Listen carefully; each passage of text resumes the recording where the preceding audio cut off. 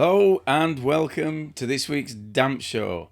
It's a warm welcome to this week's Damp Show, and we're going to do something different. I'm going to let Gav introduce it. So off you go, mate. So this is our first one, Sam, a Sam special, how we're going to call it, Sam special. So we've had a few requests, haven't we, about your stories in past, and I think we've been lining this one up for a while. So to set scene, we'll take ourselves back to the summer of 1990. And if you're watching podcast today, you might notice that me and Sam have both got us England colours on. Because this is art. When England's playing. So World Cup's just upon us. And England, Italia 90. But World Cup's upon us because this is going out. Fuck you, 8 World Cup. All right. So we're filming this well ahead. So it's World Cup fever. Yeah, it's a bit like them Christmas shows. That So it's December, and me and Sam are feeling particularly Christmassy. Sam's got his shorts on, and I've just been mowing lawn. So welcome to, although I suppose it's a bit more like weather in Qatar, isn't it, at the moment? It is, yeah.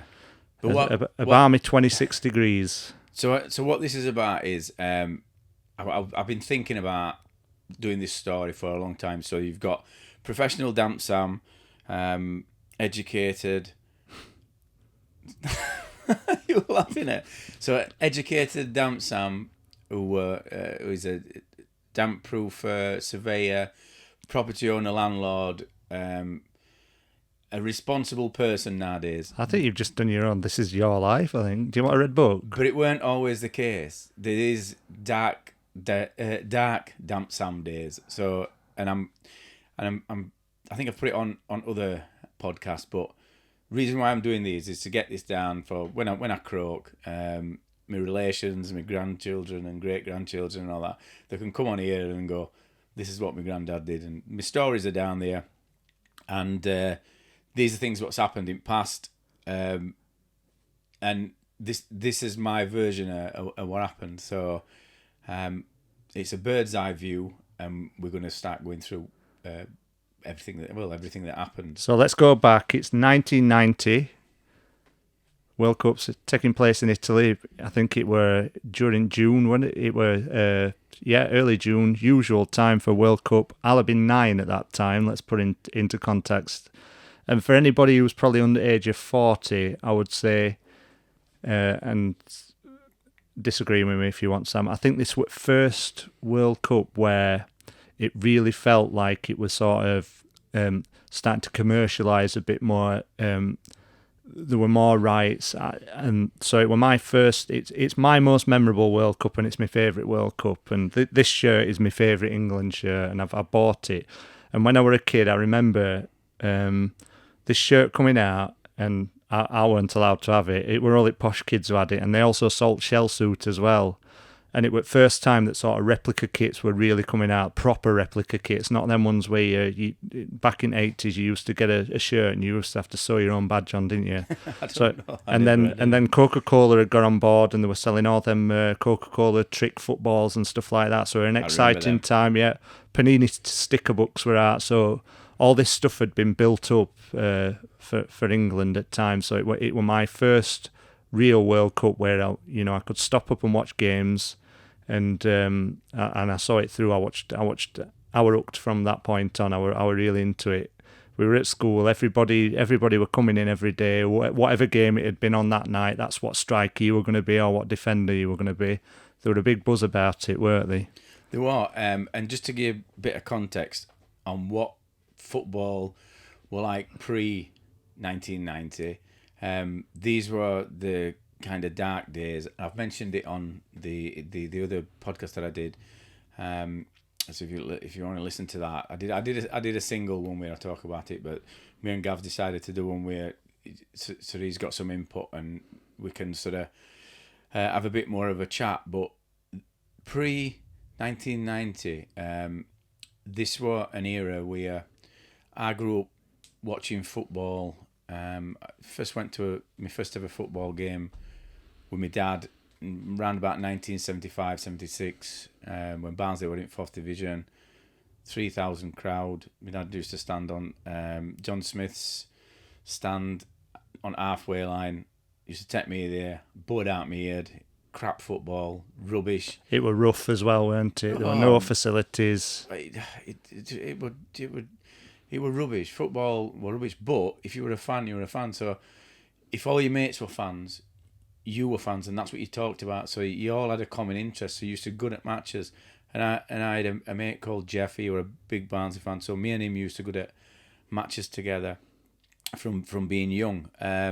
We only used to have to walk across fields, and from going at matches with Jeff, then Jeff became a member of the coaching horses coaching horses supporters club for Barnsley. So basically, we're a load of lads who just used to go and get pissed, and they had their own coach to match. Yep. I paid a membership. Membership was Really? 50 pence for season to get me ticket. I lied about my age. I think you had to be 14, and I think I was 12. No, I think I might have even been younger. And we went to loads of matches, and I'm talking matches in London and that. And so they're all back at bus, and they used to get me 4 cans. Yeah. So and how old were you? 15. Yeah, and I think 4 cans were 50 pence. And I didn't like drinking it, but coming back, bus just stunk of spew. It was Cigs. Kids throwing up, cigs, smoking, just pissed up grown blokes on back, and just it never were one drive home. There were always a stop off at least one place, and that place would end up you'd meet other fans, wouldn't you? On halfway houses. I just remember having an earache all the way home. I was tired, and but I got a bug for it. You know what I mean? So we were going all the time. There weren't a lot to do around that time. I've been thinking about this today. Football. So my first game, I think, were Ipswich or Wolves, 1986. I think with my dad. So I've been 6-year-old. My dad paid to get in. I didn't pay to get in because he used to crawl under turnstiles. So he'd be basically kicking me underneath. And I can remember, again, it were crap football. It were a bit better. We were a second division at that time, and we had some decent players, and some players who stuck out, and you could latch onto. But I've been thinking about it this morning, and football weren't necessarily about games. It were about experience of going and meeting people. And back then, there weren't a whole lot of stuff to do. There weren't a lot of places open. There weren't a lot of places to socialise. Everybody either went to pub and that were about it. There weren't a lot of stuff to do. So going to a football match with your dad or whatever, it was something you could do together, or you could do, with your mates and stuff like that. So I think there were nobody to look after me at home. No. So I got dragged to I didn't want to go. Yeah. I used to get dragged across fields, and I was just bored out of my head. And because football was just Barnsley were in 4th division, doing rubbish, they were shit. But on our estate, a few Barnsley footballers lived there. So you got Peter Price, Ali Miller, what others? There were quite a few others, and there were a couple that Trevor Aylott lived up, Topmont Breton. So they all, because it was a new estate, they all lived on there. So that sparked our interest even further. So when I just remember playing on fields. I think I might have spoke about this before, but playing, we had a little football pitch on building site, made out of scaffolding poles and whatever. Yeah. And we'd be playing like 5-a-side, whatever you're playing at. I also remember one Saturday, Peter Price came over, and he'd come with some Argentina as well. It was Argentina World Cup at that time, 78. Oh yeah, yeah. And they were showing us how to do them flicking over your head and stuff. So again, you were getting even more hooked. Yep. But fast forward a few years, I sort of going to watch Barnsley in early 80s. This were a time when football, it was football's dark ages. So when I went to a football match in 80s, you knew there were going to be violence. You knew that there were going to be fighting. So you went, and you were like, your adrenaline were going, especially if it were a big team like Birmingham, Portsmouth, Millwall, a local derby or something like that. You just knew there were a big crowd, there were going to be a load of trouble. And when I first started going, what they used to do is they used to come out of their end because there were no fences. They used to spill over onto pitch and run across pitch. Yep. And go into ends at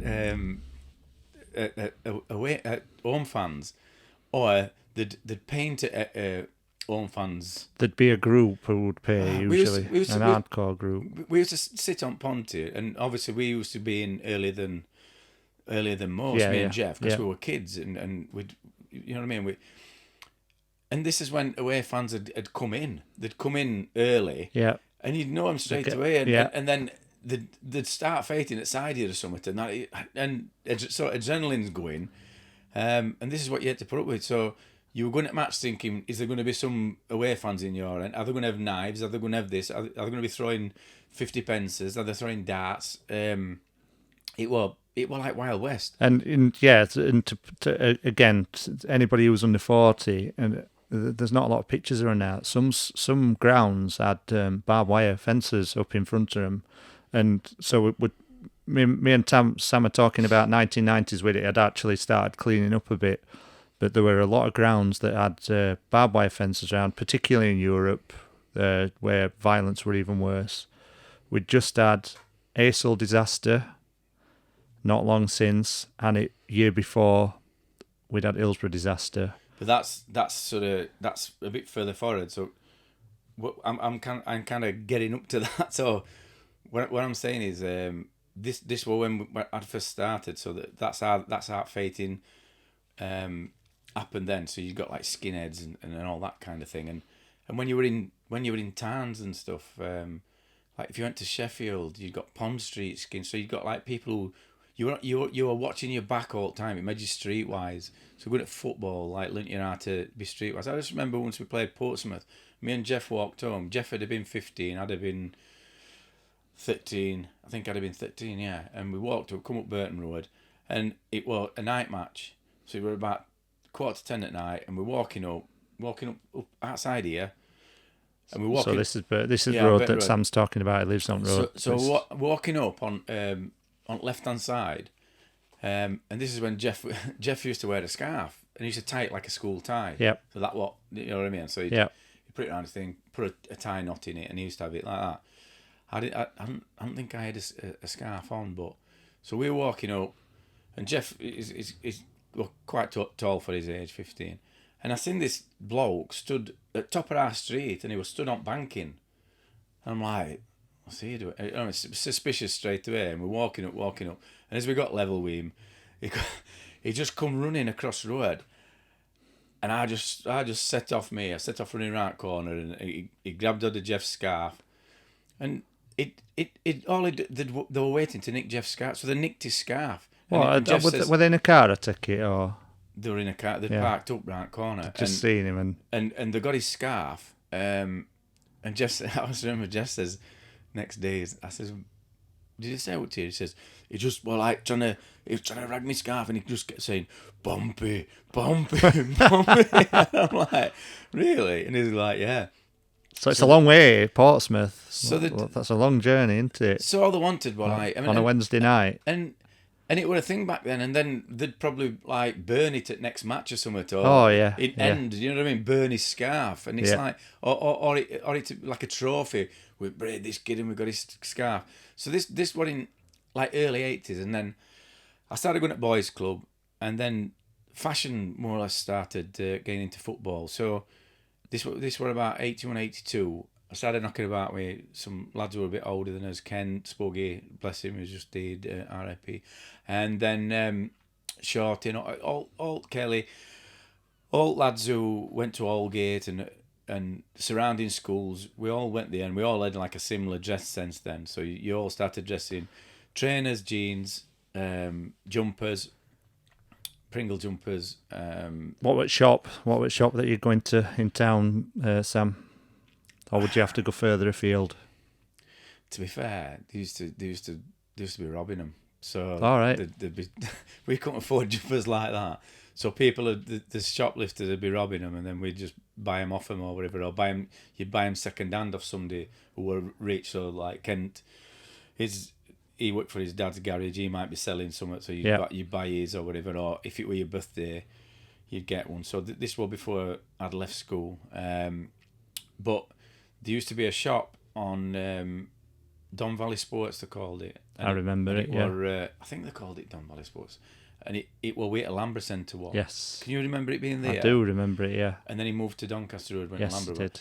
But they started putting, stupidly enough, when everybody started wearing Fila, they started putting these Fila tracksuit tops in winter. Yeah. And then every Friday night, then windows were getting put through, and they just smash window and just rag them out. There's a similar thing going on at the moment. That casuals shop. There's a sports casuals shop in Barnsley. It's the same stuff's happening. Yeah.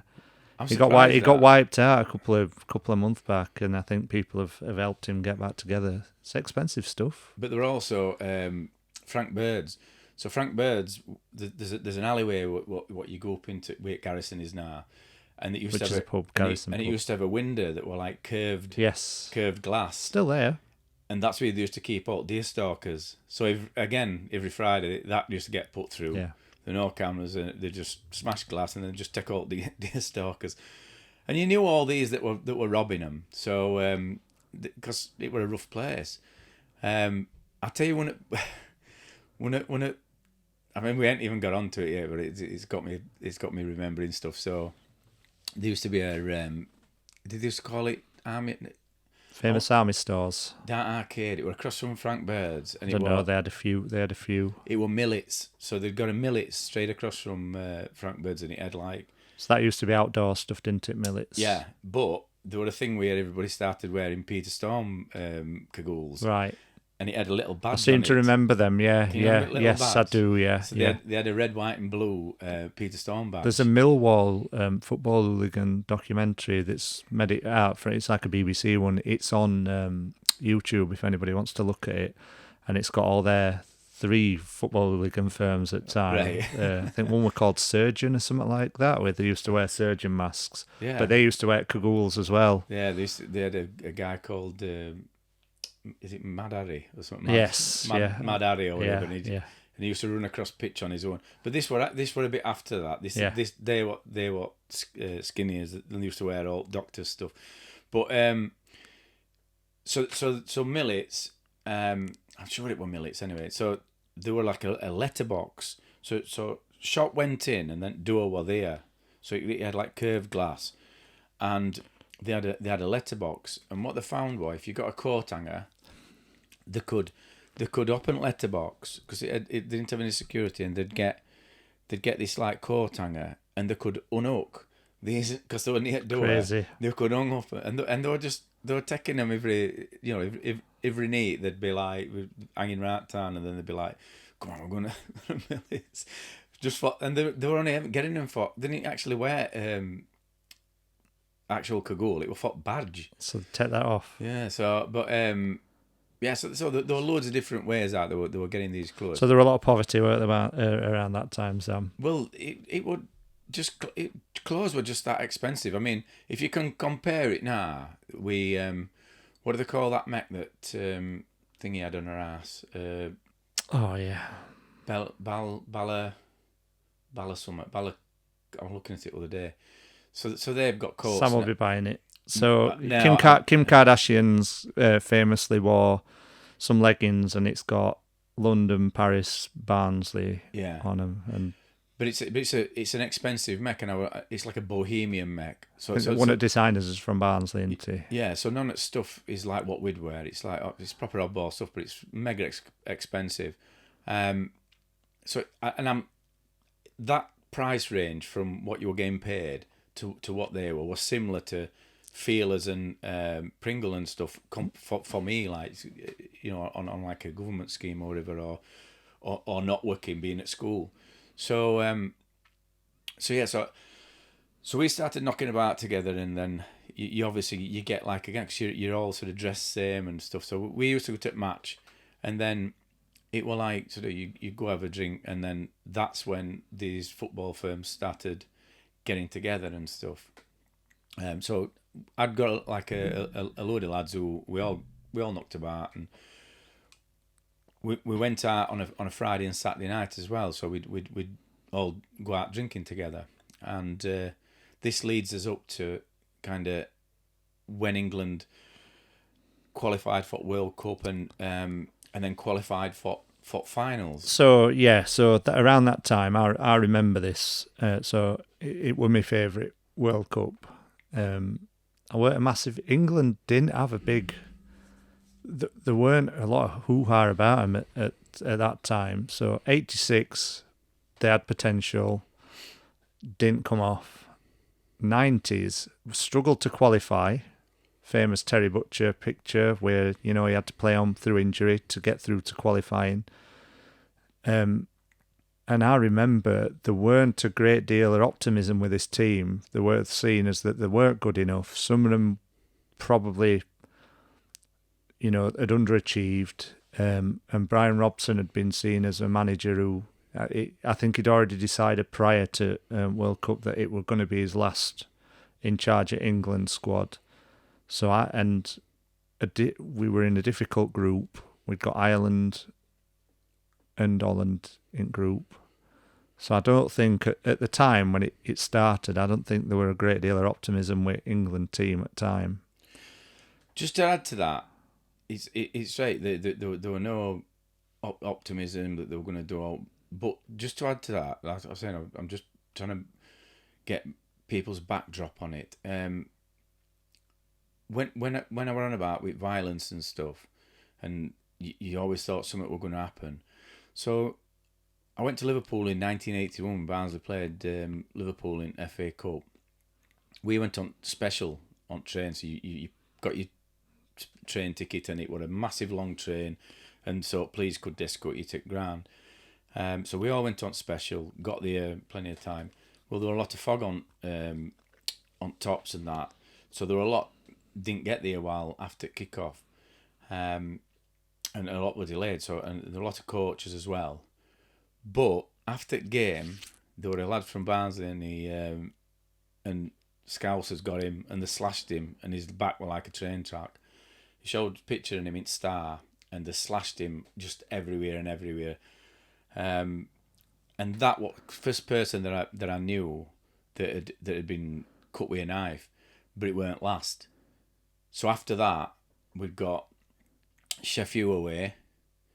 Went to had a drink in Howard, and then it was another night match. We set off with a kid called Brian Kenny, and they went out at pub before main group of lads went out, and they got chased. Yeah. And Brian Kenny ran down what he thought was a street, and it was a dead end. So he tried getting over a wall again, slashed his back to ribbons.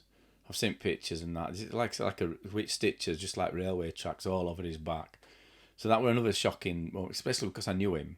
And that lad who got slashed at Liverpool, he died a couple of about 5 months ago. He did. He was about 10 years older than me.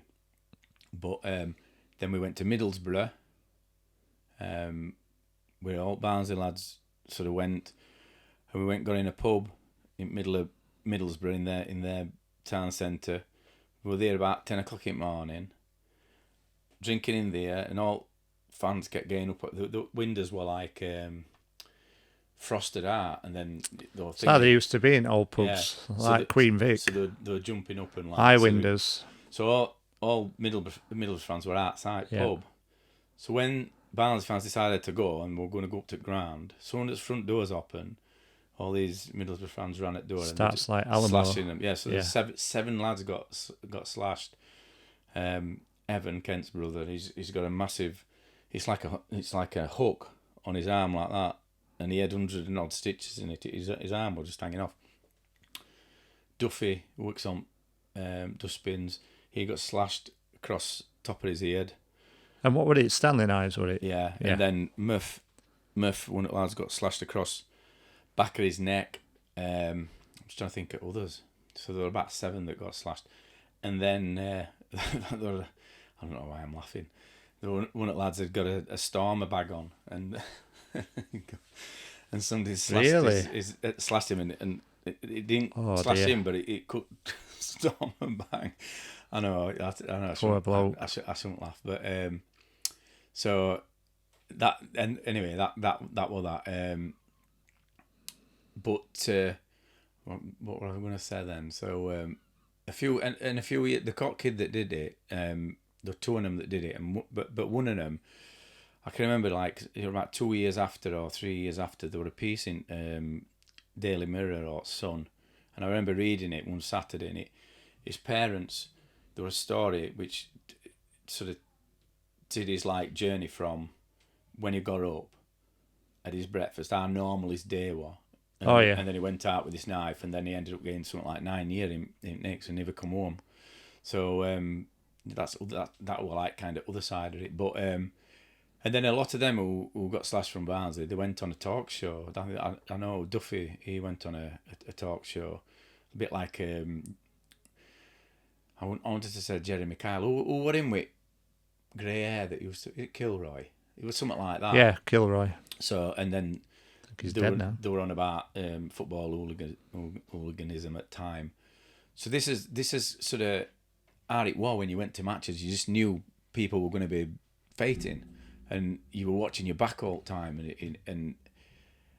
and you got really, really streetwise. You know what I mean? It was time, the old classic when I was young. My streetwise would have been not to go to away games and stay at home. I don't, it's because all your mates went, so you went with your mates. I mean, if I'd have told me mum what were happening, she wouldn't even let me out to do it. I suppose there might have been an element of peer pressure there. Yeah, but it was like I've mentioned it before when I was walking home from school and that lad came over. Have you got time, mate? This is what they used to do at matches. Have you got time, mate, to see whether what accent you had? Yeah. And you know what I mean. You said time. If you're playing a London club and you were from up north, then that would it. You just get banged or whatever as soon as you looked at your watch and said time, and that what sort of that's how it was. So that's kind of that was our football war back then. And we all knocked about together, and we used to go to matches together, and everybody watched each other back. And it's just like what the show on these films now, but probably a bit more realistic. A lot of stuff was not as serious. It was a laugh.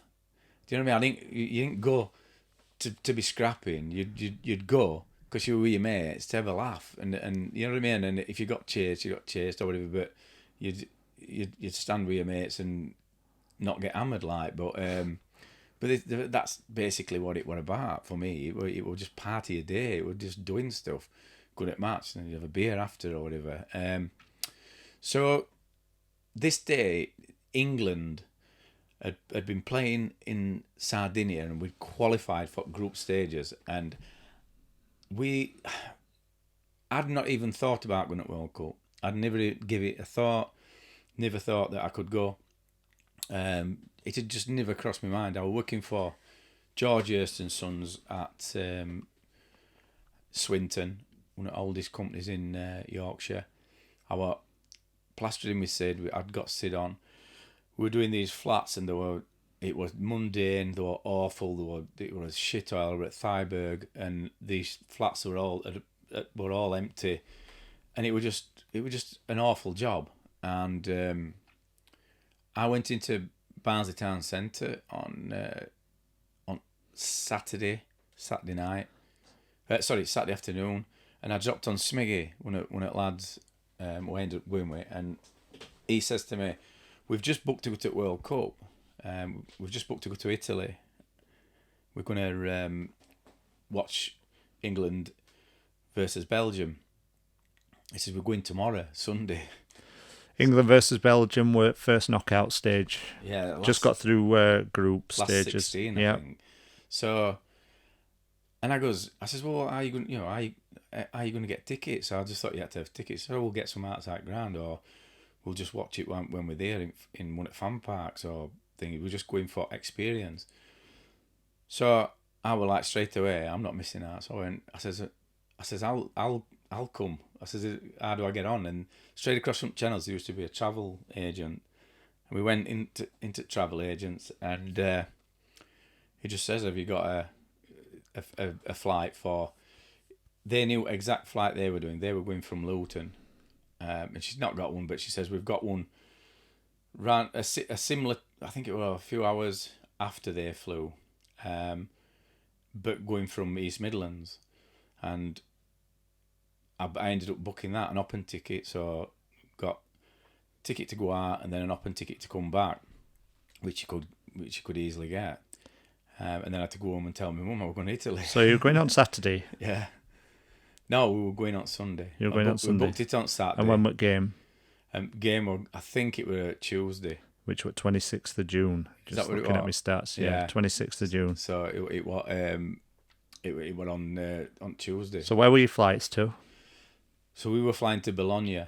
So which is where it was taking, is where ground were, weren't it? Yeah, Bologna. So we were going straight to Bologna, and next day I got picked up.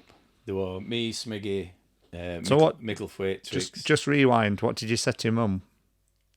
It just says I'm going on holiday. I'm going to World Cup. And how much? So again, people under 40.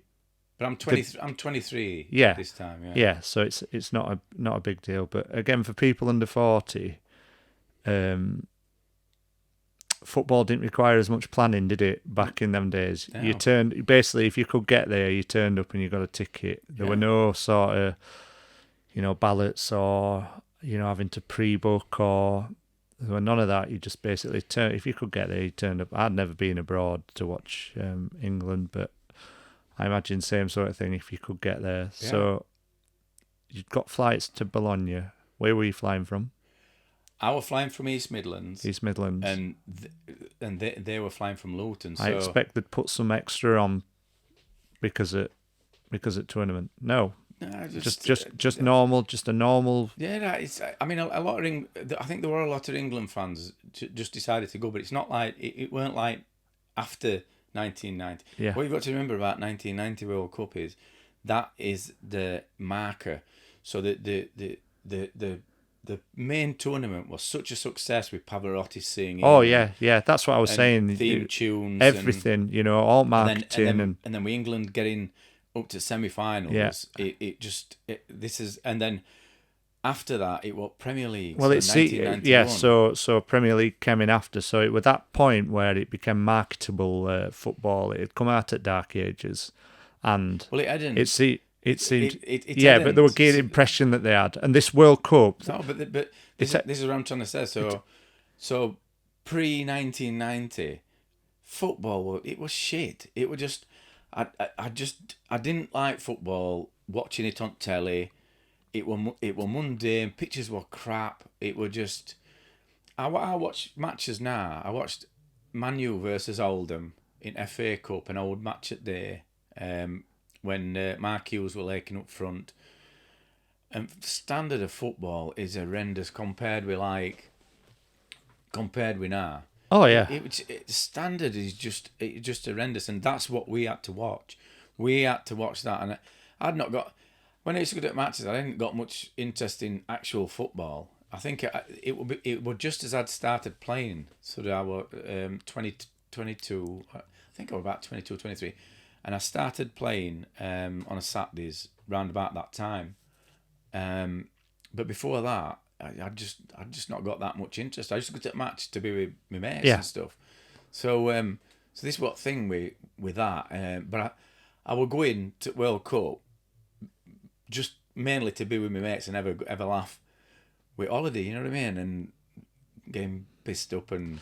But let's not forget. So I'm saying this what turning point after 1990 World Cup, when 1994 World Cup, and if you look at what happened with that one. Football had exploded by that time as an international sport where people went and viewed. If you can remember 1994 World Cup, crowds were massive. They were huge. And then it continued on from there. 1990 for me, what marker where football started becoming accessible. But nobody knew this before the tournament. Oh, no. This is all hindsight. But this is. I think FIFA had set a marker for this one because it were next one that had been in Europe. So there'd been 86 one. We were back in Europe. I don't think it was FIFA. I think it was Italians. I think it was Italians. Yeah, I do. It was Italians that put this show on and sort of and did everything. You know what I mean? Had And planned all and I think Pavarotti and I all think this. other sporting, I think Olympics followed on from this afterwards, because it were 91 or 92 Barcelona Olympics, and that was similar at time. I always remember that sticking out, and Freddie Mercury and what's her face? What's she called? Yeah. What doing Barcelona? Barcelona, yeah. Montserrat Caballé. Montserrat, yeah. But this is what I'm trying to get through to people is like that. When we booked, it was like we booked to go see just standard that war before 1990. It was starting to build a little bit, Yeah, and by it now was, we'd just got through qualifiers. We weren't So expected it were to get looking- through qualifiers, and It had they'd done them qualifiers like you said, and it had been on telly and theme tune and build up, and so and I seem to remember watching it at home. It was good to watch at home because we had good pictures. We'd obviously spent some money on, that used to be a thing, didn't it? You used to have crap pictures, and picture would drop out, and and it was first time where they had a digital clock in top left hand corner, so you could see how long they used. Oh, it's 45 minutes in it, and and they've got a good punditry team as well at time, so it was exciting. It was starting to come on. So Muff picked me up. So one of the other lads, Muff, they were coming out at a later date, and they said that they'd take us down to airport. So I think they got 5 of us in car. So the one Muff, I think it might have been Lyndon. So there might have been Muff and Lyndon, but Smiggy will tell us when I speak to him, and then us 3. So they dropped me off at East Midlands. And then my flight was taking off after theirs. They said they were going to wait for me in Bologna Airport. Really? Yeah, which was a bit like... So you were on your own? Yeah. So I was on my own. And I jumped on a plane. And like I said, I weren't a massive drink about it. I don't think I had a pint or all. I just got on... Bit nervous about travelling on your own? No, not really. I put my trust in them, mate, the other end. So gets on plane. Flying by the seat of your pants, bit sounds of it. And plane was empty. There hardly anybody on plane. So there weren't a mass exodus of people going to watch this game. Couple of hour flight. I think it might have been 2.5 hour flight or something. First trip to Italy? Yeah, first time I've ever been. Not been back since. As you'll figure out why when we get further down. But and then they were waiting for me, and then we came out at Bologna train. I just remember thinking... What were airport like Bologna? Were it basic, decent? Do you know, I can't remember much about airport, but I think we got... So as we think, we got taxi from there just into Bologna's city centre. And I'll have to ask... Some of them makes me think we got an hotel there, but now I'm thinking... I don't know whether we did. So you turned up, you'd not got an hotel booked. And I don't think we did. And I'll have to ask Smiggy and Trix about this, because so much we think that night we just kind of wandered around all night. Slept on beach. We had a few beers in a pub. So we got in a pub. So we're boozing in this pub, and then we dropped on these 2 kids. So I just want to explain something else as well. So you'd got your lads who wore Pringles, Fila, Takinis, all that kind of stuff, jeans, Adidas and all that. And then you'd got your lads that kind of were shirt wearers. Shirters, like us. Shirt wearers. So... Just explain that a bit better then. So shirters generally were seen as civilians. Yeah, just normal... Normal football fans like me, not ones who are going out looking for... But your shirt wearers that followed England... No. Your shirt wearers that followed England at that time, you'd got kind of a lot of bell ends. And a lot of fucking bell ends. And this is going to be a crux thing when we get down. So we were in this pub and we ended up talking to these 2 kids from... I think Southampton. Both got blonde hair, 2 brothers. One was 19, other was, I think, 18. two right bellends, and they were just after causing trouble with like any Italians, any locals or out like that. You know what I mean? Wanted to fight. So we went outside, walking around, and they're like trying to attack people and stuff. Yeah, you know what I mean? yeah. We were like, get Nice kids. Get these away from us, like so. And they were following us because we were walking out. They were like to following group us. together. They think they're in the same But clique. they weren't just them. They were like a load of other shit wearers and all. Yeah. So they were just being bellends. You know what I mean? So we were trying to get away from them. Anyway, we ended up. I think we just walked around all night. I'm sure we just walked around all night because I don't think we had an hotel. What were Bologna like at time then? Beautiful. It's a beautiful city, but Beautiful. What were it like for nightlife? Were it just pubs and bars, or were it like an 18 to 30s at time? Or Like a lot of cafe bars. Yeah, you know, that's what I'd like imagine. on pavements and Yeah, stuff. yeah. So we'd go in there, it was just like drinking them, go to next and So no banging house music. Well, no. no.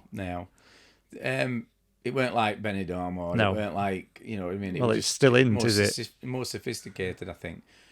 So kind of that neat sort of went over. I could just remember just thinking there's a lot of bellends, you know what I mean? That was my main thing, thinking these with shirts on. Just wanting to, like singing, you know what I mean? Like it annoys me. It annoys me now when you can't sit down. Yeah, support your team, all good and well, but you don't need to drag everybody else into it. Just just have a drink, go and watch your game. So we weren't and singers. come home. Obviously, we used to like go to matches and stuff, but we weren't like singers and stuff. And all these shit wearers, just constant and all, and it's hours and hours and hours at anybody same walks stuff. past, anybody that walked past, it might be somebody just going to work, and they're like England, screaming at them, and I'm just like, just annoying. It's just annoying, isn't it? And it makes me cringe inside because I just think, do they think that's everybody from here? We're here. Yeah. And just being their whole life's been leading up to this bloody moment where they're going to see some pissed up England fans shouting into their faces. Well, this is it, isn't it's it? ridiculous. And it's like, but we kind of lads at that time that sort of dressed like that and all that. They weren't like that. They weren't singers. You went and so the kind of two different sets of people. Them lads that that went sort of were dressers or whatever, or they weren't singers. You weren't going around singing and stuff. It were like more organised. You'd all go here and you go there. So that just got on my nerves, and I was just like, get out of the way. So I think we lost them in end.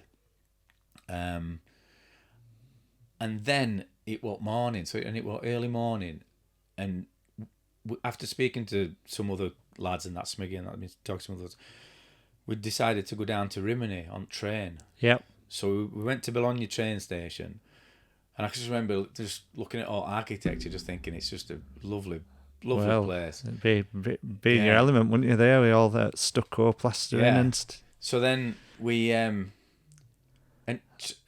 like Smiggy sorted all train tickets out and that, and I just remember thinking it was just cheap as chips. We got on this train straight down coast. Yeah. I don't know how many hours it was, a couple of hours or 3 hours. Nice. I imagine it'll have been a nice journey down, would it? Nobody on train. Nice trains. Oh, mate, and it was just so relaxed. And all that nice scenery and out. And then would it a coastal journey as well, or? Yeah. So you get like mountains on one side and coast on the other. So I just jogged my memory. I think what we'd done is when we got to Bologna, we'd gone and got a locker in train station. Yes. So we put all the stuff in there. Which you used to be able to do. Just stash it. And then just gone. That's why we were sort of stopped up all night, just wandering around like. And then we went back to train station, got our stuff, and then went down coast to Rimini. Pulled in at Rimini. Again, beautiful place. And then we went and I think we went into a bar first, had a drink in there, and then got talking to some lads, and they told us what hotel they were in, and then we ended up going and getting a room in there. So 3 of us in a room, and then threw us cases in and that. They went straight back out.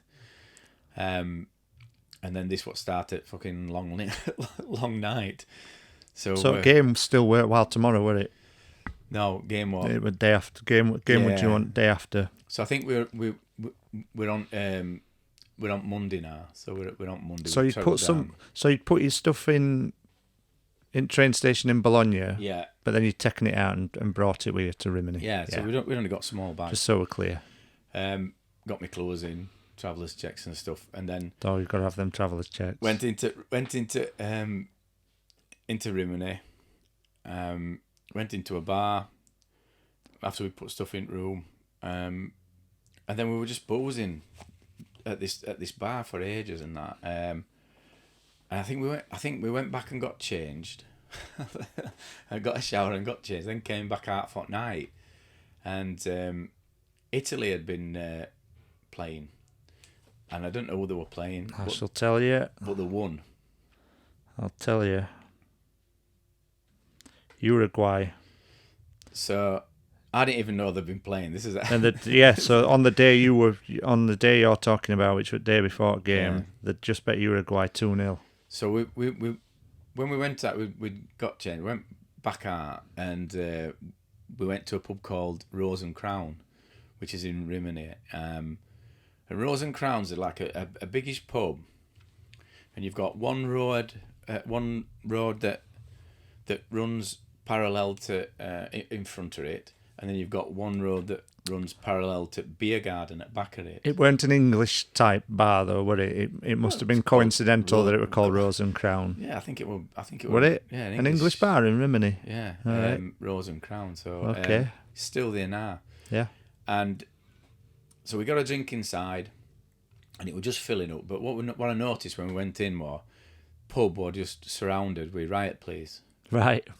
All the way around, just stood shoulder to shoulder all the way around pub like that. And why were that? So they let us in because I think they were expecting trouble because a lot of England fans had converged on. So a lot of people had stayed in Rimini day before game for Belgium game. And then we went in, and I'd said to Smiggy and Trix, I said, if all happens, I says let's fuck off straight away. I says if it kicks off, I says let's get out straight away.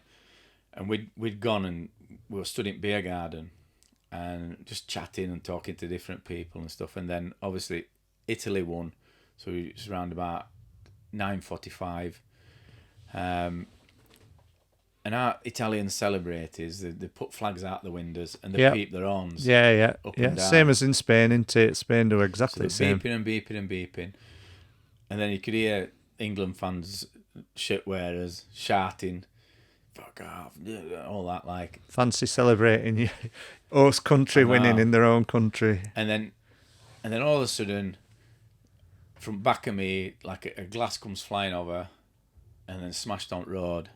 And as soon as that happened, I said straight away to Smiggy, I says, come on, let's fuck off. And they were like, so we were in Beer Garden, and then there were a gate to get out at Beer Garden. Yeah. Only a small wall and a gate to get out. And I just says, come on, I says, let's fuck off.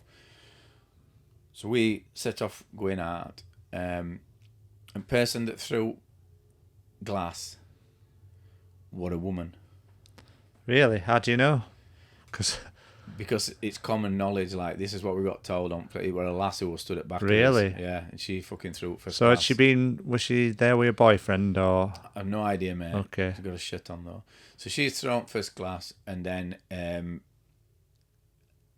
didn't hear another one, but as we were walking away, so there's a square there. Now, I'm trying to get my bearings. A piazza. Like, but I think that's where the square was. So yeah. I think Rose and Crown's there, and then Square's there, and then the shops. So we walked across to where the road is, and then there's like all shops and bars down this road. So we carried on walking.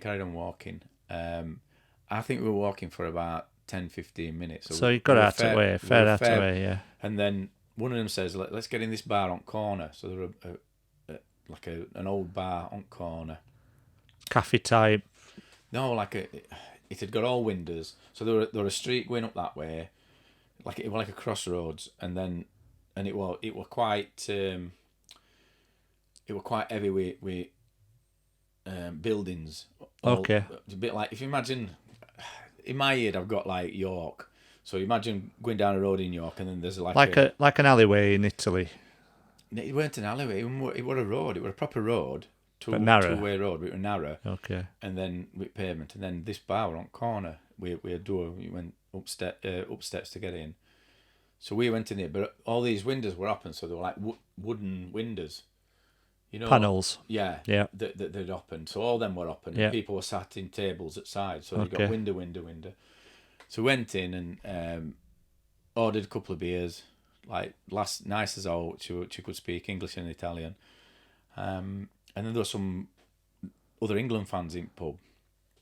And I think it was Trixie said, that's Daft Donald. This kid, half-caste kid with Say half-caste. a pot on. Mixed race. Mixed race kid. Yeah. So he got a pot on his arm. Short hair, big kid. And they were Man City fans. And Daft Donald. His brother wrote a lot of football hooligan books. I'm trying to think of his second name. But he was sat down and we were stood in Boza talking to them and drinking and talking. And then at the end, I was sat outside of him, just chatting about different stuff. And he was like, a bit chilled out, maybe a bit too chilled out. But he was like, and then next thing, because you see through windows, back up road, see all these shops and pubs all just pulling shutters down, all the way down, like a domino effect. Yeah. Like there's a storm coming. Yeah. And then next thing, there's all these Italians started getting around pub with bike helmets on, scarves around the faces. Ultras. Yeah. So all the way around pub. And who would they be supporting? Who would their team be? Would it probably be Bologna, wouldn't it? I've no idea. But straight away, they shut all windows. So we shut all shutters and that, pulled things down so they couldn't get in, and then blocked door. She locked door.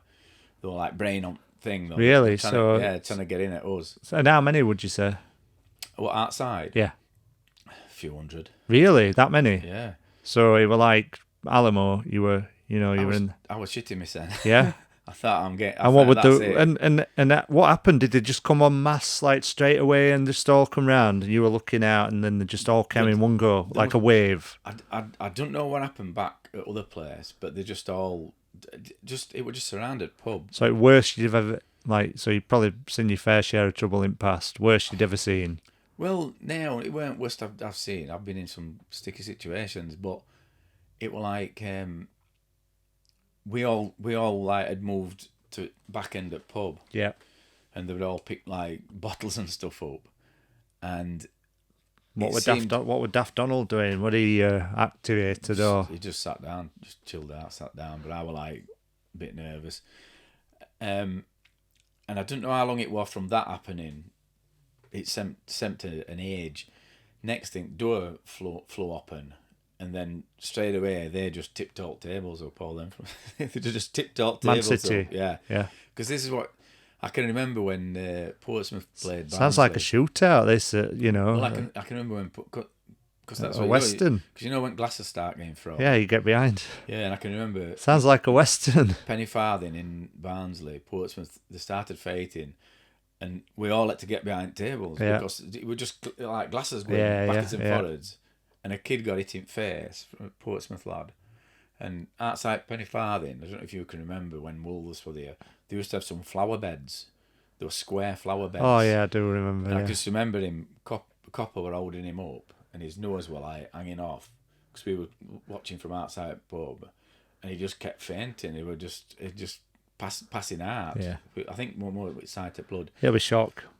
So the front tables of it, and then these riot police all come in. And they're like, tables got tipped over, and then everybody were like, think we're going to get some boy here. And a woman behind counter. So when riot police came in, so presumably the med woman who'd been hostess opened doors. So she opened doors, and they come marching in. Yeah. Where were all these ultras? Had they dispersed? No, still outside. Yeah. Okay. So flares and stuff going off, or I don't know because we couldn't see it because things were all shut, but you could hear them. And straight away he said something to her behind counter, and obviously she translated, and she said, they're not gonna hurt you or whatever. This straight away she went, they're not gonna hurt you. They've come to take you to your hotels. Yeah. So everybody kind of relaxed a bit, and then he like said something to her, and he said, anybody whose hotel is on right to go out at front door. Anybody whose hotel is on left to go out at back door. Yeah. And we'll think it. So they must have had a van at back and a van at front. Yeah. So how many other were you in this pub then at this time? I don't think there were that many. I bet there weren't more than 20. Okay. But I might be wrong. But I can remember just not being that many people. There weren't that many people in, and I don't know whether pub were bigger, whether they were upstairs or what. But it just seemed to be one room. Yeah. And then toilets out back, toilets through back. But our hotel was at right, so we all went to front. And then as we went out, they'd made like a wall of riot police. Yeah. So as we went out, there were just stuff coming flying over. Were the shields up? Did they have shields up and stuff? Or I don't think they didn't really have shields up. They were just they just made they had like helmets a thing. on though. I take it. And they were like all trying to shove in to get to us. Yeah. So there were a fair few people. Anyway, we get in van. Kind of sat one and then a riot cop, one and a riot cop. So really, so you sat. You had your own riot policeman. And then they set off, and we seemed to be driving for a while, 5 or 10 minutes. Whether it were they were just slow at getting through traffic and stuff, because they were all celebrating. Yeah. They're driving and driving and driving, and then all of a sudden it stopped, doors opened, and we were England fans were in this square. They'd rounded all England fans up, about 2,000. So back to Piazza that you'd been to already, just walked away from. And then they just dragged us out and shoved us in crowd with them, which had all police dogs, riot police, blokes with batons, jeans on, guns, everything. You know what I mean? So we'll just put with them. And then that what started elimination process. What does that sound like? Sounds like Hunger Games or something. What do you mean elimination process? So there were 2,000 people, or maybe more, that got initially locked up. Yeah. So what had happened is, after this is what we found out from obviously these that we were travelling back with. After we'd left Royal, what they call it, Rose and Crown. The riot police had just all stormed in, and they'd set tear gas off in pub. Really? And then as people's come running out, they've just rounded them up and pushed them all over towards shops where all shops were, and lined them up all there, and then penned them all in, and then gone looking for England fans all over. So obviously found us, and then fetched us all back. But what people maybe from that era maybe know, but what young uns won't know is that English government, we had a sports minister called Colin Moynihan, and Mr. Moynihan in his department put a plane on standby, and this plane was to take football hooligans back if there were any trouble. So England had got probably worse reputation in Europe at that time. Yeah. Football hooliganism were called the English disease at the time, wasn't it? Yeah. There were no internet, so you didn't know that football hooliganism even existed in other countries because there were no coverage of it. I've used word ultras. I don't think I found that word out until 2000s or something like that. You didn't know about it. My first experience with overseas hooliganism were Galatasaray playing at Old Trafford in 1996, where Peter Schmeichel famously threw that play. In fact, probably about 94, famously threw that player off pitch who were burning a Turkish flag. So at the time, I was like, I didn't even know there even were football hooliganism, and it turns out that there were a lot worse than English about, weren't they, at the time? Well, but England's main rivals were Germans, always Germans back then. But we'd just had Aysel disaster, And then and Dutch had a problem with football. they did have a bad problem.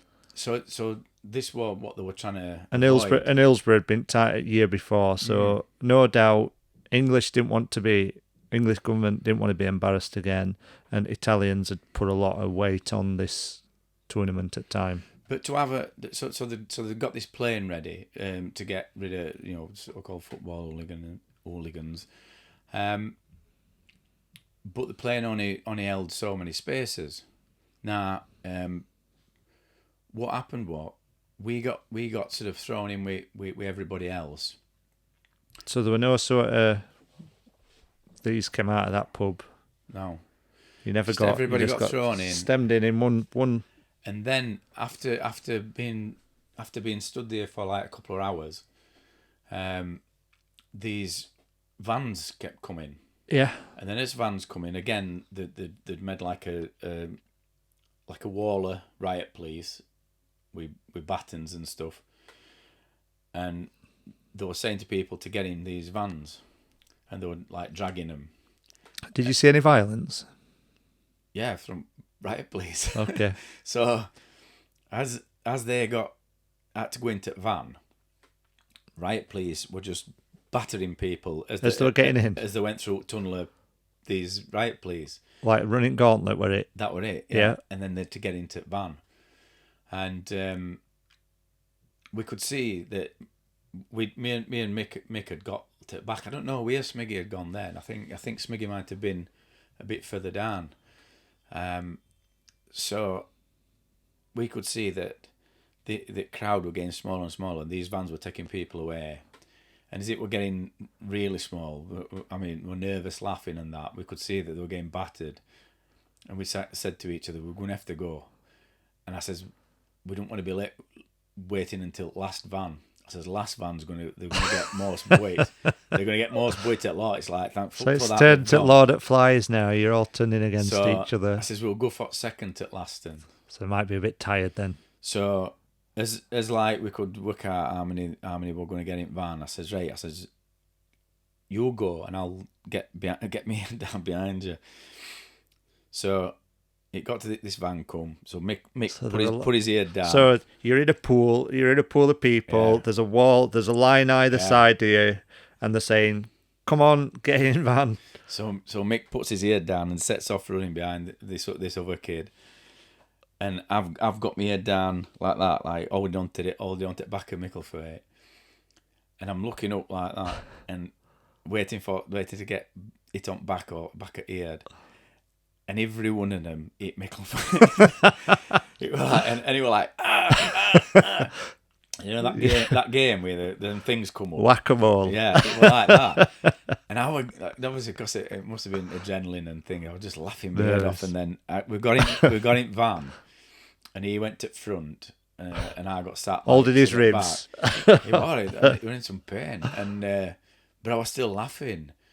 But yeah, he'd got like one right cop at the side here, all the way down, and then there was this one who was sat facing everybody, a bit like Mr. Angry, and like just snarling, and he's like, "What are you fucking laughing at?" Like, but in Italian, just swearing at you. Yeah. You couldn't like make eye contact with him, so just like got your head down. And then they drove. I don't know how long they seemed to be driving around for a bit, and again they stopped, and then dragged us all out. And we like another group of England fans, but a smaller group. Yeah. So someone makes me think there were about 500 in sounds like kettling. They call it kettling, don't they? Where they split you up into groups and just keep you disorientated. So when we got to this other group, we found Smiggy. So then we were talking to Smiggy, and they just like made us sat, and we were outside a police station. And what time was this now? So it'd been evening. Mate, I just lost the whole thing. It was morning. Middle at night. Oh, right. So you were heading towards dawn or something. Because we were just waiting and waiting. But all the time they're saying we're going to take you to the hotel. You know what I mean? So so all the time you're thinking you're going to after the beat crap out of you. You're going to get your stuff. Yeah.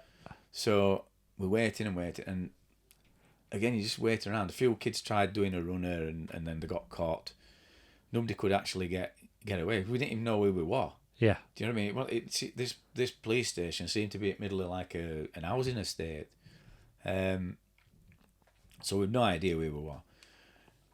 And then hours later, Daylight now, I yeah. think daylight were coming, and then they fetched a bus, and they made us all get on this bus. But Smiggy didn't get on. Smiggy got put on another bus. I think there were like a couple of buses or a few buses. So Smiggy got on another bus, either talking to somebody else or whatever. And me and Micklethwaite were on one, and he got on another. And then that's last we saw him. So we got took driving through the thing, and I thought they'd put us in like a big like warehouse, just like this big unit. And what I've realised is it were an aircraft hangar. You were in an hangar. But I'd not put two and two together that we were near airport. Just thought they'd just found you a nice warehouse to sit in for half an hour. I just thought, well, that they're needing a big place to contain everybody. Yeah. For whatever reason, I don't Until know. they could take you back to hotel. They're saying that we're going to take you back. Might have dropped you off at game at Bologna. We're going to take you back. Yeah. But this is what everybody were thinking. Everybody's like, kind of clock watching, going, oh, we need to get back to Bologna for... Are we going to get to game? Are we going to get to game? But time were ticking. No food. Just give us a bit of water, I think. Bottled water or what it... I can't remember. I can't... No. To tell you the truth, I can't remember him having given us any water, but we must have had, because I'd have been parched. It'll have been warm. But... so they made us sit on floor in this like aircraft hangar. Were you under shade or were you out in right? So you're in hangar. And again, every time anybody asked, they were like, we're just trying to find out where, and then they were asking you where your hotel was. Yeah. And we were like, we ain't got a clue. I didn't even know the name of the hotel. So I think we'd have made it up anyway, because I said, don't tell them the name of your hotel because they'll get your passport and stuff. Yeah. I don't know. But, so we ended up just stuck there, waiting. Hour after hour. I thought I'd been there a couple of days, but it can't. Did you sleep at all, or? No. I suppose there weren't any. Were it just hard concrete floor, just sat down, no seats? So, and then after a bit, they just went, we're going to take you to your hotels now. Yeah. So, go and get on this bus. So we went, all got on bus, all like a bit excited. We'll not make it. Well, we might get to see it match in a bar. We went to Medic because we want to go up to Bologna. But everybody were chatting, you know what I mean? It were like, as time we're going down, we can get taxis from so-and-so and we might be able to make it. And then as time we're going down, it were like, we'll have to just watch it in the bar and all this, and it can't be long now, you know what I mean? And then we got on bus, set off driving round, and then I think realisation that they were taking us to airport kind of set in then, sort of planes. So what did you do? So literally when you're in airport, you just did a big U-turn and, there were a plane there or something like that? I don't think it were actually... Was it not same place? It was airport, but I think it were like... Opposite end. A fair bit away. Yeah. So, but it goes round, and I think when a lot of them realised they were getting deported, there were a few kicked off, but them that what security guards were hard as nails. They were looked like ex-military or whatever. Yeah. They didn't stand for out, and they just smashed them. You know what I mean? And I thought, I ain't getting a belt. And so bearing in mind that everybody had been thrown together, were there any people who you just thought these shouldn't be here at all? Like, a married couple or would it all literally all just lads. All fans? Yeah. No, all lads. All lads. There weren't any lasses, just all lads. So even her who started it, she got away. She got away. But when we got, they took us through airport. I can remember them taking us through airport. Didn't stop for duty free, no. No, and then they took us through a gate, and then just walked us up to the plane, and it was. And what plane were it? No, it's there. What sort of plane? Would it a commercial flight? I take it. No, they chartered a plane. So that plane had been there. Yeah. But who was staffing it? No idea. Like somebody from Thomson? Were there air hostess or anything like that on? I think they were Italian. Okay. So whoever Italian airline was. But it were an airline though. It weren't. I know you're saying they've chartered it. I didn't really take any notice of No. No. I was Didn't get offered drinks or no. So you just sat there. But this is what I'm saying. So they made out. So if you read paper, Let's get to end first because we've got to summarise anyway, haven't we? But they made out that there were 247 people on fans on this plane. Yeah. And I've worked out that there couldn't have been because we all had a seat, and then there were a seat empty either side of us. Okay. And what sort of layout what plane? Were it a 2-3-2 or? Yeah, 3, and then a middle row, and then a 3. Yeah. So you'd only get one on a 3. Oh no, you'd have 2. You'd have 1, 2, and then you'd have 1 on each thingy. Yeah. So there weren't that many, and then there were as many security guards as there were us on the plane. Yeah. So in case it kicked off, and they were like all handy. So were they just scattered up and down, or they were sat at end of each row. Okay. So I think like that line there, so there'd be one at end of that row, one at end of that row. So how long we're talking now? So you were expecting to get to game, bearing in mind it was night before we got So we got arrested. So I think we were up in air, just as matches kicked off. So I think we've set off as matches kicked off. So if match kicked off at 8:00. Okay. We were probably flying at around about that time. 8:00. So an evening flight. So you've done 24 hours now. Yeah. You've not had a drink. You'd had no to eat. Gets on plane. Still didn't get no. But then I think a lot of lads and that who were on just dropped asleep and stuff. And you just knew you were going home. You've been running around empty by now anyway. So no sleep. Just pissed off and that. And then as we landed. And where did you land? I was trying to think of that. I don't think it was Heathrow. I think it was Gatwick. I'd have said it must have been one of the London ones if it had been chartered. It was in London, but I can't think whether it was Heathrow I think or Gatwick. Gatwick tends to take charter ones. I think ones that are on non-commercial ones because the way Heathrow's ran, it's all about capacity, isn't it? So I think Gatwick tends to take overspills. It might be in there. Yeah. But so wherever we landed, anyway, when we landed, a few of them like big cheer.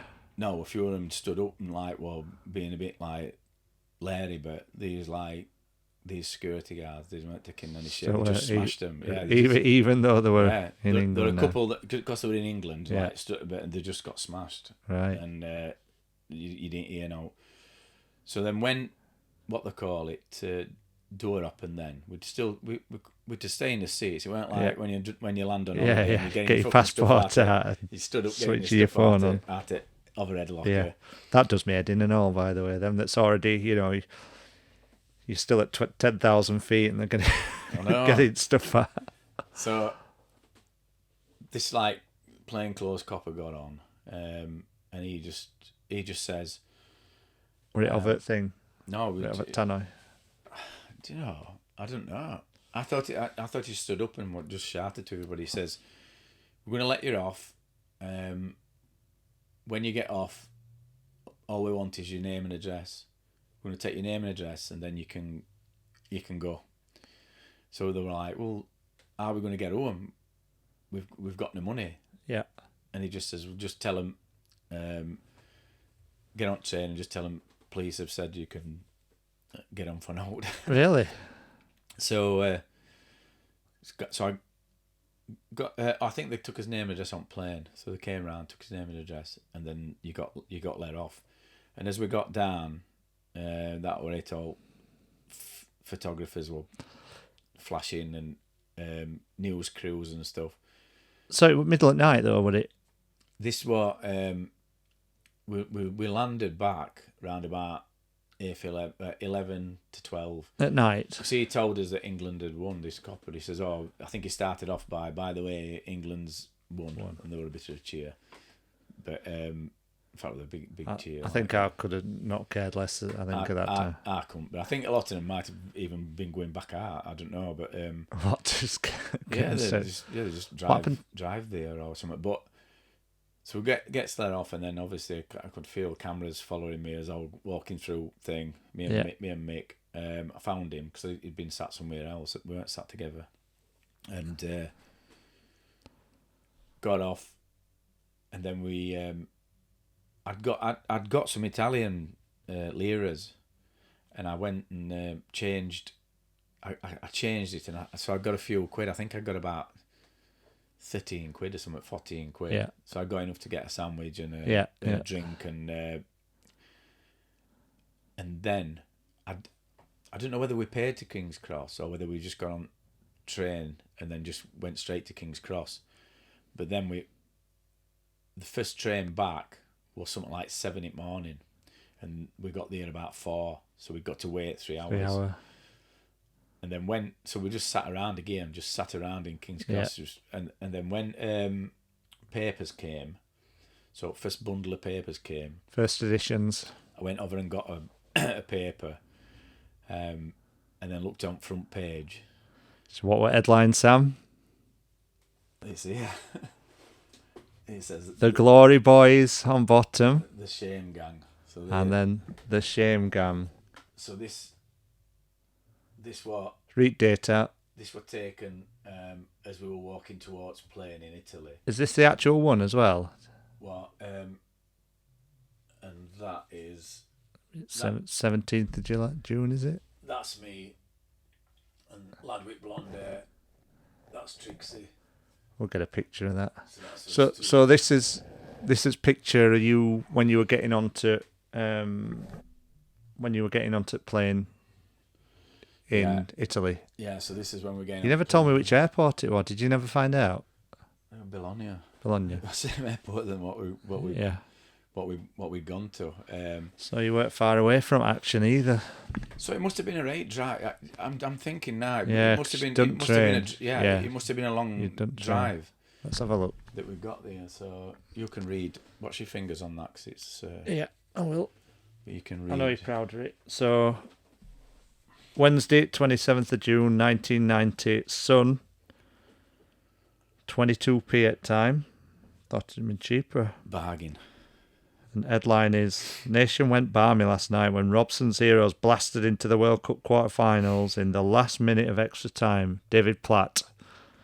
It's funny though, because they put the Shame Gang above England game, which is what you... So people say about, news is sensationalised these days. They were even doing it then. My shit's Sun into it, and, they'd just done... Hillsborough disaster, aren't they? So shall I read it? You'll read it, because I just want to get this paperwork out. Just have a look at this paperwork. A line of shit. So English. Right, I'll start from the beginning. World Cup special. So this is the World Cup special. The Shame Gang. English yobs sent home after riot. A line of shamed English soccer fans are booted out of Italy yesterday. Armed riot police marched 246 jobs onto a specially chartered Airbus following the worst night of World Cup violence. Hooligans rampaged through the holiday resort of Rimini, hurling bottles at Italian families who were celebrating in the streets after their country's win over Uruguay. The thugs, swilling lager all day at an English-style pub, stoned cars and beat up a schoolboy. As they flew back to Britain, Rimini Police Chief Alessandro Fassini said, "We want to be rid of the English once and for all." More than 4,000 fans descended on the town to dodge a 48-hour booze ban in Bologna. That's why you went, Sam. Where England played Belgium last night. 400 hooligans gathered at the Rose and Crown, many chanting anti-IRA songs. That's a bit weird. They hurled bottles and glasses as the Italians honked car horns, and then it's continued on page 4, which we've not got. So that's that. So that's why you were there, because they'd banned booze in Bologna. Oh, So I've got all this paperwork, and I've never looked at this since 1990. Look at that. It's still white, look. What does that say, Gav?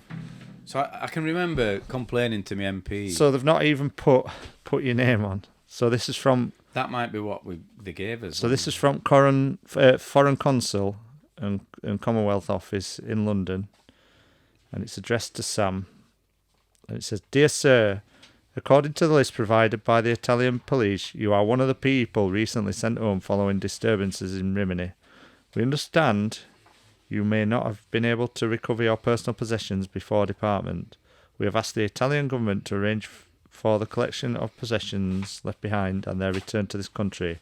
If you've not already done so, please forward details to us on the enclosed form. We will pass your details on to the Italian authorities and will do what we can to help them to get your possessions back to you. Consular Department." I think that just went straight in bin. They went to done that, and so I had to get a solicitor to. This were all because we had a insurance claim for me clothes and stuff, and all my stuff that I've got. Did your passport ever make it back then? No. All right. So there's a Sam Cooper living in Italy who's been living in Italy for the last... Oh, it might have done. I think it did. 30 years. It did come back. So I had to pay like a fair bit of money because you have to get what's called a notary public. So this is a certain solicitor what's qualified to represent you abroad, and there's only certain ones in England, and obviously the specialists. So and they come as a premium. So it cost me a bit of money to get. Cost me a bit of money for him to represent me. Well, they called you Esquire on this letter anyway. Yeah, and I wrote to me MP Norman West about it, but it all fell on deaf ears. So this letter that he's got from his solicitor, it looks at time that he were representing a number of people. 130 it says that he were representing for the same case. Right. It doesn't say what case it's about. Oh, it's also the I'll do a brief. I'll just I'll just go through this. Various actions have been taken by the FSA on behalf of those. That's Football Supporters Association. So Football Supporters Association sided with you guys apparently. Yeah, because so they're saying approximately 130 of those were wrongly deported, and it looks like FSA, which Football Supporters Association, were lodging appeals on behalf of people. So you've signed over power of attorney to this guy. That was it. So that's why I had to... They were claiming damages. And he also wants to destroy the records and photographs which are being kept by National Football Intelligence Unit. So you were on National Football Intelligence Unit as well, as a result of your deportation. So you'll be added to some list there as well. And then he's asking you for some money. So it costs you £150. To be represented, and then we've got same solicitor, Earl Dickinson, David Campbell Solicitors, which is a letter on 20th of November 1990. This previous one were August 1990, so they move quite quickly. And it says that you've got a libel claim, so it were a libel claim. So the libel claim were against Colin Moynihan, who was the MP who had you all deported. Yeah, he was sports minister. Yes, and by the sounds of it, he didn't respond to it. So it says here, I've not had a substantive response from the Department of Environment. So it weren't Sports Department, it was Department of Environment. Just ignored it. That's quite common, isn't it? So basically, they put to him that he were wrong, but he didn't do anything. He ignored it. And then this is 12th of March 1991. So we're nearly a year later. It sounds all money's been used up. So the Rimini Defence Fund, funds have been running low recently. They've had to pay Italian lawyers, and they decided they weren't going to continue with it. And then let's have a look. They've made it. Oh, they tried to put it on channel. They went to Channel 4 to try and get Channel 4 interested in it. About Moynihan's comments, but it sounds like libel claim went nowhere. Football Intelligence Bureau. So the records were removed. You weren't. You weren't kept on. That's a win. Yeah, you weren't kept on National Football Intelligence Bureau. They couldn't use it. I bet. I bet if I get my unless you already had right. previous offences, which you wouldn't have had. No, I didn't. And then Home Office, by it sounds of it, just Dennis Howell did do something for you, and he pressed it in Parliament. So he did. Yeah. Right. So it says Cheers, Dennis Howell MP. He'll be dead now, won't he? Probably. Continuing to give this high profile in Parliament, and has been pressing the Home Secretary for action on this matter and other football related matters. He were an active supporter. And then there were another one, John Tomlinson, who were pressing European Parliament for an independent inquiry. So they were actually doing stuff. So other stuff carried on. Then 1991, funds were in an all-time low.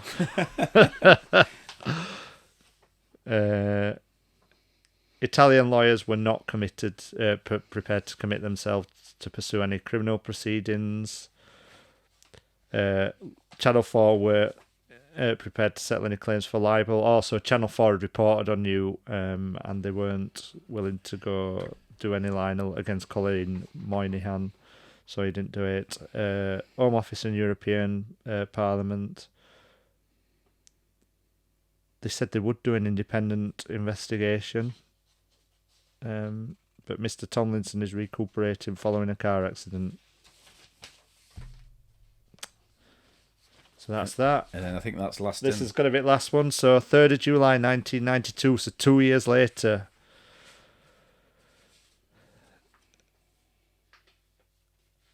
So the funds have been completely extinguished, spent up. Libel action. They didn't pursue libel, so you could still go back to him now. They didn't pursue libel because they ran out of money. All right. If I win lottery. So if you want to, you can go back, clear Sam's name. They never heard anything from John Tomlinson's petition. And it says they didn't pay Italian agents who've requested an outstanding fee of £9,000. So it seems like solicitor actually lost out of money as well, but I'm sure he said that. It therefore seems we're unable to raise any further funds. We'll be unable to pursue these matters further other than petition, which currently stands with European inquiry. So,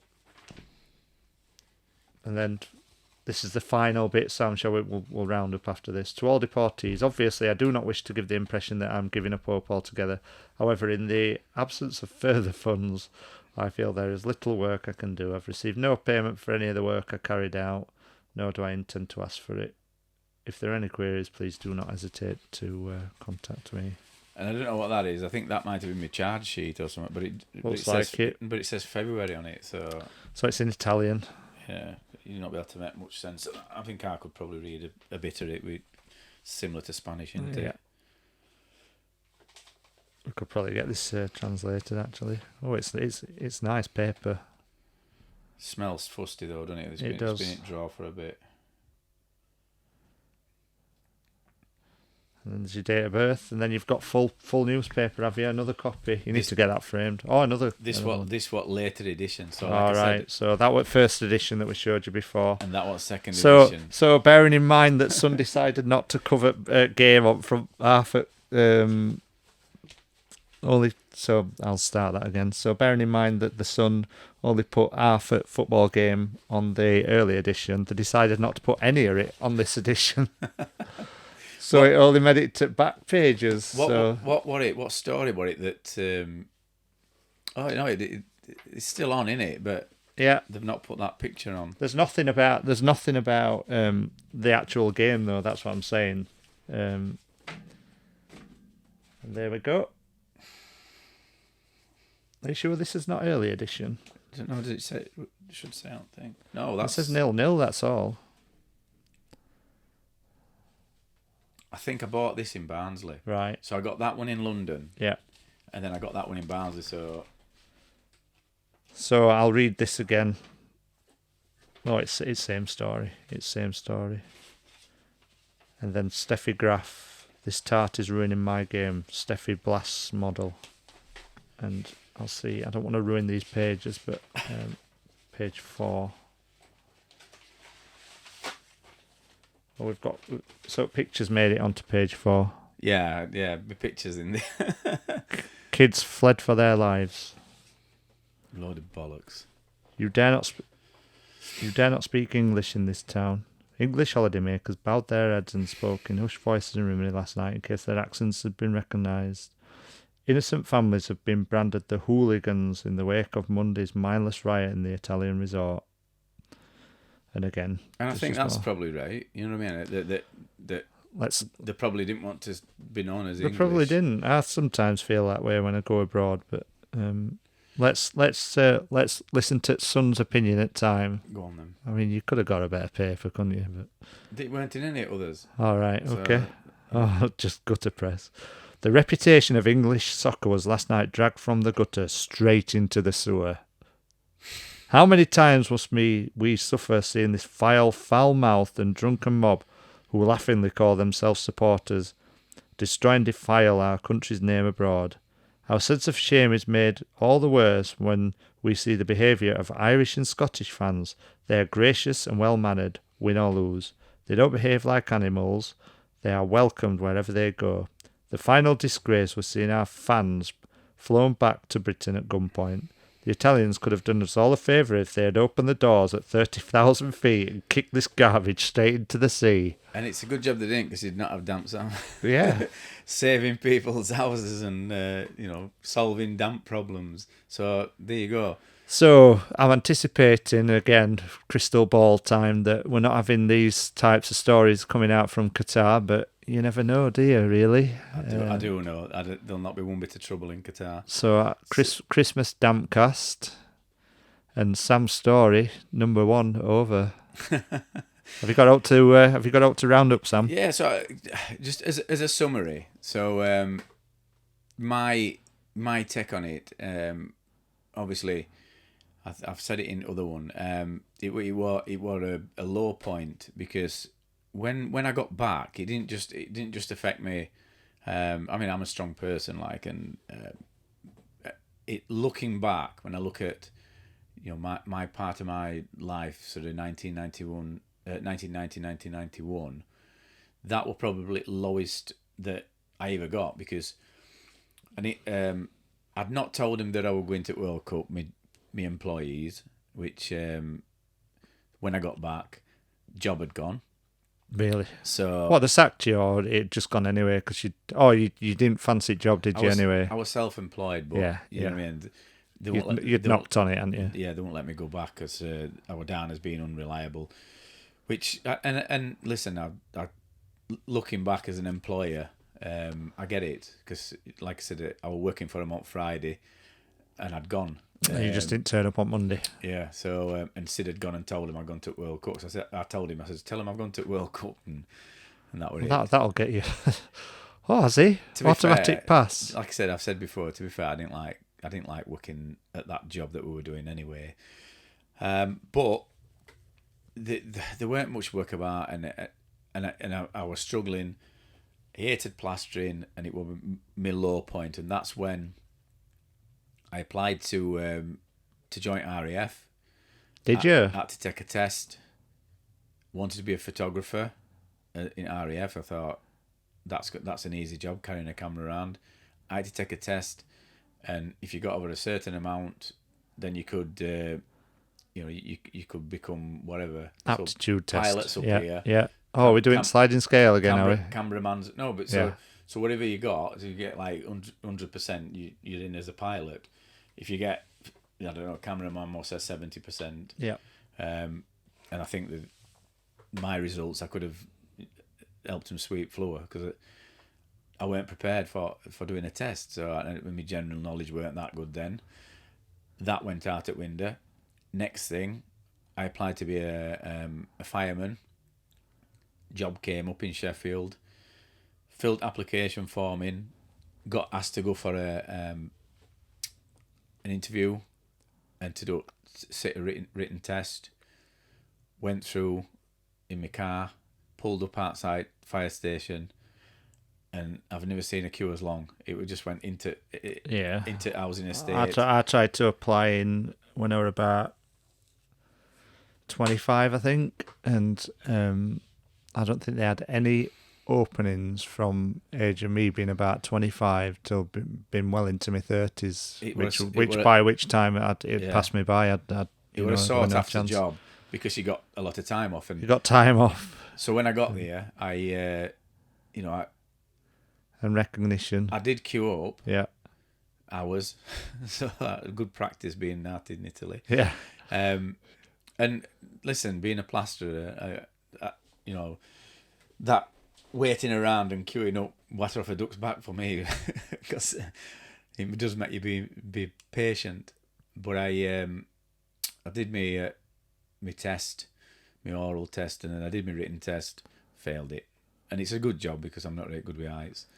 But from that point, after that, like I said, it was a real low point. I had this brain storm, and I just thought, do you know what? I'm gonna have to just play and that I've got. Play and you've been dealt. And this is when my thinking changed, and I went, I'm gonna have to just try and be as good as I can at plastering. Best you can be at what you're doing. Yeah, and when I had that kind of mentality shift. Quite young for that. But I only listen. I didn't. It weren't like a conscious thing. It's looking back. It's of a progression of a time. Now I'm looking back, and I know that I made that shift, and I can remember thinking I'm going to have to just think it. I didn't go, I'm going to have to play, and I'm saying that now, but I didn't just go like that. It just happened. I just went, right, I'm going to knuckle down. This is how it was. It's rare that anything's A to B in it. Yeah, this is how it was in my head. Right, I'm just going to knuckle down and get on with it. But looking back, now that I've seen all these coaches and stuff and they speak, it was play and that you dealt and all this, so you can add all these things, and that's what happened. I become top 1% of plasterers in my eyes, and in your eyes, is that just a made up start? I'm top 1% plasterer, and applied for Guinness Book of World Records for skimming biggest ceiling in the world. Did you do that? And did you do it? Yeah. What, you Guinness? No, I applied. All right. So I applied to. I skimmed this. What were they called, fella? I skimmed this ceiling, Norris McQuarter. So I skimmed this ceiling, and it was huge. Norris. And I thought, this is world record. I started skimming at 10 o'clock, and I didn't finish while 4 on one ceiling. I was constantly skimming. So I applied to Guinness Book of World Records. I sent them my details, and I said, I've skimmed biggest ceiling in well, blah, blah, blah, and then they just put, it's not in public, it's not in public's interest. So what? And sitting in a bath of baked beans is catching 50 pence off your elbow. That is. So and obviously there were nobody there to witness it. So yeah, you got to have Norris there. But in my eyes, I'm a record breaker. So this is it. So this is what I'm thinking. So after that, I kind of went on. Ended up getting a job with Sid's dad. Sid's dad's mate, Mick Pearson. From there, I got my first house, and then rest's history. And I went, onwards and upwards. So you can look at it as being a good thing. It's part of life's experience. I get to sit here today talking about it. It could have gone a lot worse. Could have been thrown out at 30,000 feet if Son had had hope to do it. Could have been stabbed, shot, in pub. It's part of life's experiences. But I just wanted... I've been going to do it for a long time, and I just wanted to get this out there, this story. And if there's anybody else who were on that plane, get in touch and let's hear your side of the story, because it might be different to what I've got. Yeah. And we're going to talk to Smiggy, who I went with, going to talk to Micklethwaite, who I went with, get their side, and we'll just see our stories marry up. Because I was listening to somebody talking about memories, and they were saying that how you remember things is probably not how it was. Yeah. But this is my version, and this is how it's panned out in my head.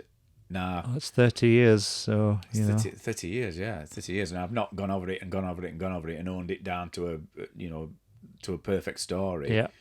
But this is how it, we've got paperwork backs everything up and stuff. So, this is just my take on things, and this is. I think it would be interested a lot of people who, football fans back then, and maybe young uns now who maybe want to know what it was like back then. So there you go.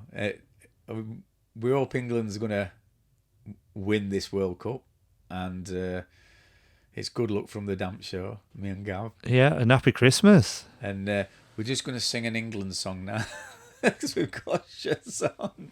We're not. No, we're not. We're not there's singers. no chance. We're not. We might be shit wearers now, but we're not singers. That's So, it. Best World Cup song and all. Singing for England, 1990 World Cup. New Order. No, I think you're wrong there, Gav.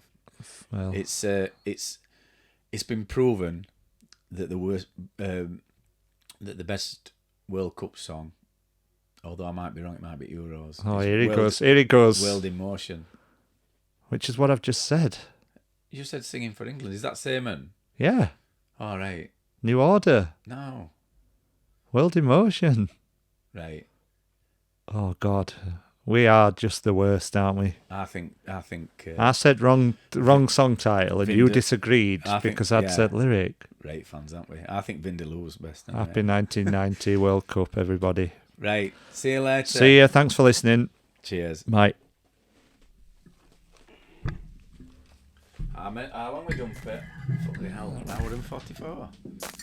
Took us a while to get.